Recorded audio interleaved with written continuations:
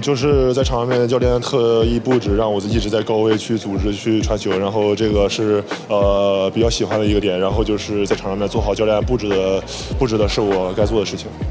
I mean, in the game, like coach told me, go to high post, be a playmaking player today, be a like hub for everyone. So I mean, I just follow coach execution. I do my job. What's up, guys? This is Rob Will, and you're listening to The Briefcase with Casey Holdahl. Greetings, Blizzard fans, and welcome to The Briefcase, presented by Spirit Mountain Casino. Episode 161 of The Briefcase, presented by Spirit Mountain Casino, the first Las Vegas Summer League 2025 edition of The Briefcase, live from Las Vegas. Well, I'm recording it live, obviously, but obviously you're not watching it live. Nevertheless, I'm Casey Holdahl, and Trailblazers had a phenomenal start to their 2025 Las Vegas Summer League, blowing out the Golden State Warriors in the final game on Friday night at Thomas Mack Arena. Basically, every single player on the Blazers played fairly well, but for this edition, we're just going to kind of do it off the cuff. We're just talking about Yang Hansen, who had an absolutely phenomenal Trailblazers debut in his first game at the Las Vegas Summer League this year. He did play at the Las Vegas Summer League last year as a part of the Chinese national team. This year, with the Trailblazers, absolutely showing out from start to finish. Literally throws a highlight play on his first play of the game, and then throughout the game, just absolutely puts on a show. Everything you want to see out of a player in his rookie debut, especially a big man, where Summer League is often very tough for big men. So we'll talk about Yong Hansen's debut on this edition of The Briefcase, presented by Spirit Mountain Casino. Well, in one of the more entertaining Trailblazers Summer League games that I can remember, and I've been coming to Summer League for, good grief, maybe close to 20 years now, easily one of the most fun games I feel like I've seen the Trailblazers play in Las Vegas. A lot of that had to do with the play of Yong Hansen. I think obviously a lot of us, we've seen some tape. We've heard kind of some of the reasons why the Blazers decided to make that pick, why they've scouted him for a couple seasons now in hopes of acquiring him. But, until you actually see it in an NBA game, just a little hard to know what to make of it. You see him against, competition in the Chinese Basketball Association, and that's a good league, but, not what you're going to see in the NBA. You see him at the U19s versus a lot of guys that end up getting drafted this year with the national team, and he looked great there too, but the national team maybe not up to snuff either. So part of that, you watch those games in that film and you kind of wonder, like, is this just because Yong is the best player on this team? You see his workout in Portland, or at least I saw his workout in Portland. He looked pretty good, but you don't know exactly what to make of a 3-on-3 workout situation. You see him at the combine. He looks pretty good there, but it's the combine, and typically kind of the main or the higher level guys in the draft don't play at the combine. So again, you don't know exactly what to make of the competition that Hansen's been going up against. Summer League is a little bit like that, but obviously, these are guys who are going to be playing in the NBA, NBA coaches, NBA facilities, NBA practices, NBA systems, while obviously a roster in Summer League is not the same as a roster in the NBA. It's as close as you're going to get to it in any other forum. And Yong and the Trailblazers really just go out and put on an absolute show versus the Warriors, beating the Golden State Warriors 106-73 at Thomas Mack Arena Friday night in the final game of the night here in Las Vegas. Blazers jump out. I think they scored the first 9 points. I think they led initially, I think like 23-4 or something like that. Just jumped out all over the Warriors. Basically, didn't end the game, but like basically just exerted their will on the game from start to finish. Never really felt like the Warriors had any real chance to win the game. There was one point in time where I was like, oh, the Warriors are kind of making a run here a little bit. And I looked up and it was like they were still down 15. So, the Blazers really came out and did well. I think you really have to credit Ronnie Barella and the Trailblazers coaching staff for having these guys ready. But I think a lot of the reason why they were able to do what they did tonight, one, round repair. You got to mention the play of Rayon, 23 points, 9 rebounds, 4 assists, 2 steals for Rihanna in 22 minutes. Definitely looked like the best player on the floor Friday night for either team. But really, the story of the game, Yong Hansen having an absolute phenomenal debut for the Trailblazers at Summer League. First play of the game, wins the jump. Ball is kind of loose a little bit. Hansen gets the ball back, finds Sidi Sissoko with a great pass for a dunk, and that literally the first play of the game, throws a highlight pass. Honestly, one of my goals for Hansen, like when I was thinking like what would be a good Summer League for Hansen, It was basically being able to keep up with the pace of the game, which it seems like he did a very good job of. I think as the game went on, maybe he got a little bit winded, but like both teams were playing super fast, tons of possessions this game. So any big man is probably going to get a little bit winded there. But for me, it was like, is he able to move fluid around the court? Does it look like he understands what's going on? And if he throws 3 or 4 highlight passes over the entire course of Summer League, I'll feel pretty good about what we saw out of Hansen at Las Vegas. He did all of that in one game. Not only was he just throwing phenomenal dimes, but from the rip, he's pointing guys where they should go. He's directing traffic.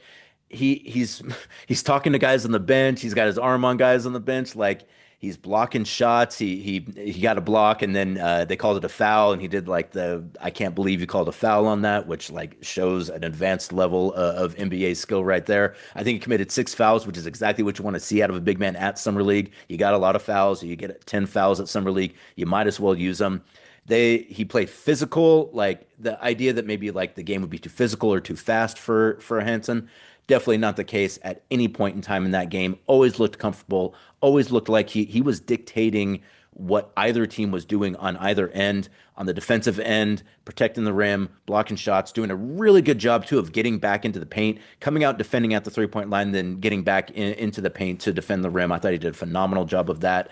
His handle and his drives, much, much better than I would have expected. He had multiple drives from the 3-point line, not only straight line drives, but kind of doing the back and forth, like using his body to create some space and then getting to the rim. He had a Euro step that he just smoked the layup. Otherwise, it would have been a phenomenal highlight. The gym went crazy, even with him missing it. He had a great kind of spin move to a right hand finish at the rim as well. Banked in a 3-pointer after James Bouknight was like, "Hey, just let it fly, shoot it, man. Just shoot it. Don't worry about it. Just shoot it." Phenomenal stuff from Hansen, and I think, and then you had the passes too, which were just like ridiculous passes that he was throwing. Finding like using his size, understanding where guys are going to be at. It was really an impressive performance for Hansen, both again in terms of his scoring, his passing. I think obviously was the most impressive part for me. His ability to get to the rim using his dribble, which I did not expect him to have that necessarily at this point in time. He did get stripped a couple times, but just the way he was able to get to the rim looked fantastic. And then the defense, he played as well. It didn't ever look to me like he was out of position or was frustrated by the speed or people's ability to get into his body. He used his body to finish multiple times through contact, which I think obviously is a fantastic thing to see for a young player. I wouldn't say pressure, like there's a lot of people that are interested in what Hansen's doing here. Obviously, you got Blazer fans who are always really interested in their rookies, and when you have a rookie who's kind of an unknown like Hansen is, the fans are going to be kind of interested to find out kind of what the deal with that is. And then you have the international fans, the Chinese fans, who are stoked to have one of their countrymen playing in the NBA. And when he got introduced, huge ovation. Anytime he came out of the game, huge ovation. Anytime he made any kind of play, people went crazy, both Blazer fans, Chinese fans who are now Blazer fans, everyone who is now a Yong Hansen fan. The other part too is like he just seemed like he was having so much fun out there, and sometimes I feel like, especially big men, like it feels like they can be kind of brooding sometimes, or like they get frustrated. Sometimes they don't get the ball as much as they would like. They're defending and they're running hard, but they're kind of not getting rewarded for it on the other end. That's obviously not the case with Hansen because he's got the ability to run an offense. And just the excitement that he seemed like he played with, like he had a smile on his face. He's on the bench, like I said, cracking jokes.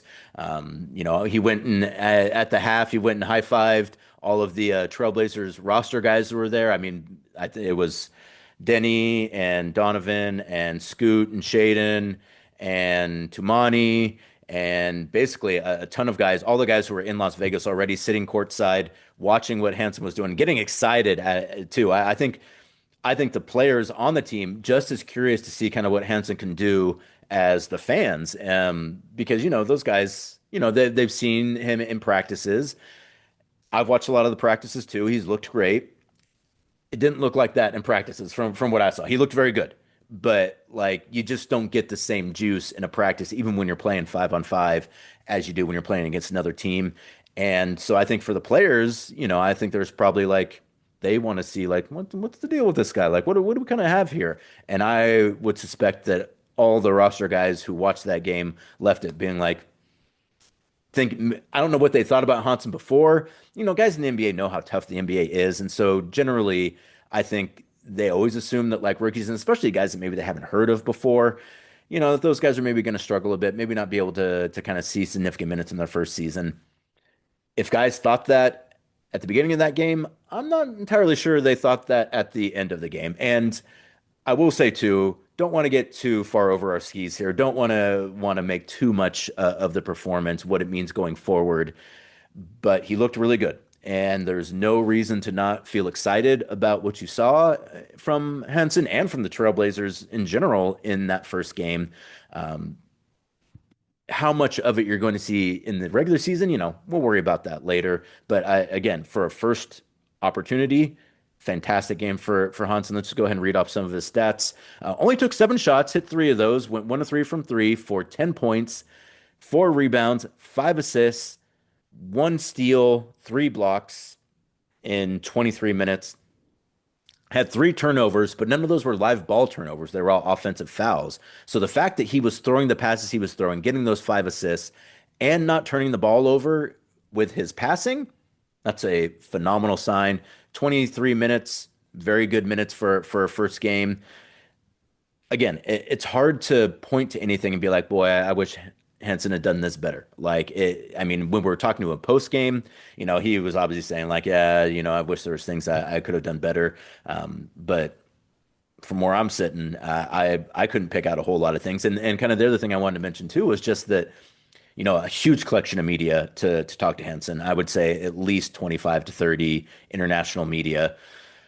And so obviously Hansen's been playing for a while now. It's not like, he's played in some big competitions. He's played internationally. He's played domestically. So, I don't think necessarily like he's going to kind of shrink under the lights or anything. But when you're a 20-year-old and you got a whole lot of people asking you questions, when we had the practice in here in Las Vegas on Thursday, a huge collection of media. So at that point in time, it's like he knows like there are a lot of eyes on me right now. And he probably already knew that anyways. But when you talk after practice and there's 30 people waiting to ask you questions, at that point in time, you can't there's no hiding it. It's like that like there are a lot of people watching you. There's a lot of eyeballs. There's a lot of interest in you.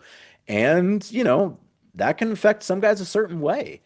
It does not seem to affect Hansen at all. Like again, just as like bright and like spirited as he is, it's a great thing to see. And like that's exactly what you want out of a young player, particularly because there's going to be hard times. Like he had a great game tonight, a great debut with the Trailblazers, but there are going to be difficult times. There's going to be stumbles. There's going to be you're going to struggle as a rookie in the NBA. That's going to happen. But if you can just keep a positive outlook, you're going to be okay. And Hansen seems like a guy to me who he has that disposition to where like I'm not at all concerned if he struggles that is going to really affect him in his kind of preparation and the way that he views himself, which is a really good thing. So, just a whole lot of reasons to, again, be really excited what we saw from Hansen. And I think, to kind of wrap it up as well, Joe Cronin, Mike Schmitz, Sergey Olivia, the entire Trailblazers scouting staff, analytical staff, I'm sure there are a lot of questions, at least nationally, about like, what are these guys doing? For them to make that pick and feel confident about it, and they feel incredibly confident about it before this game. They were so sure of the work they put in and what they saw and the data they were able to collect and synthesize and the tape that they watched. And just over and over and over again, like when they saw him in China, he looked great. When they saw him at the U19s, he looked great. When they saw him at the Combine, looked great. Saw him in the workout, looked great. And so at that point, they're like, hey, we'd almost be talking ourselves out of this at this point because we really like what we've seen out of this guy. And so for him to come out and have as great of a game as he did in his first game, albeit at Summer League, has to be especially validating to the Trailblazers front office because again, I think Bert as well, like I think all those guys really That's not an easy thing to do. To zig when everyone else is zagging, when no one else necessarily, at least publicly, had him going in the first round. Privately, you're hearing more and more that teams, particularly at the end of the first round, were maybe kind of hoping that he might fall there. I've already heard from other people who work for other teams who were like, "Oh yeah, we kind of thought he was pretty good," and I was like, "Yeah, okay, that's easy enough to say now," but for them to make that pick, like that's courageous. Like that you're going to get criticism. You know that if it doesn't work out, you're going to get quite a bit of blame for that. And we're a long ways away from saying it worked out or it didn't work out. But just again, as a first blush, as an initial opportunity to see what Hansen can do, for him to play as well as he did, and for the Blazers to win so dramatically, again, 106-73. If you're Portland's front office, I think you're leaving that gym tonight feeling pretty good about yourself, and maybe not patting yourself on the back, but maybe definitely feel very good about the work we put in on this. And I'm glad to see that it looks like, at least initially, we made a pretty smart decision. And that's going to do it for this edition of The Briefcase. Thank you so much for joining me. As always, I will be back with more editions, potentially after the game on Saturday versus the Grizzlies. But if not, definitely on Sunday. Team has an off day, so we'll kind of check back in at that point in time, recap what's happened in Summer League since then. Quite a bit of news as well, too, that we're not even getting to. Trailblazers hiring James Posey to add to their coaching staff. I feel like Chauncey Billups has done a phenomenal job kind of remaking his coaching staff. A lot of really interesting hires, a lot of really smart, savvy coaches who, I've gotten to know a little bit here at Summer League. It really seems like they're putting a lot of emphasis into that, and I think that really means something. So we'll talk about that. We'll talk about the play of some of the other guys on the Trailblazers roster at Summer League. Hopefully we'll have more to talk about Hansen as well, because it would be great to see him come out and have another great performance on the second out of a back-to-back here in Las Vegas. But until then, thank you so much for joining me. As always, please like and subscribe wherever you get your podcasts. I'm Casey Holdahl. Go Blazers.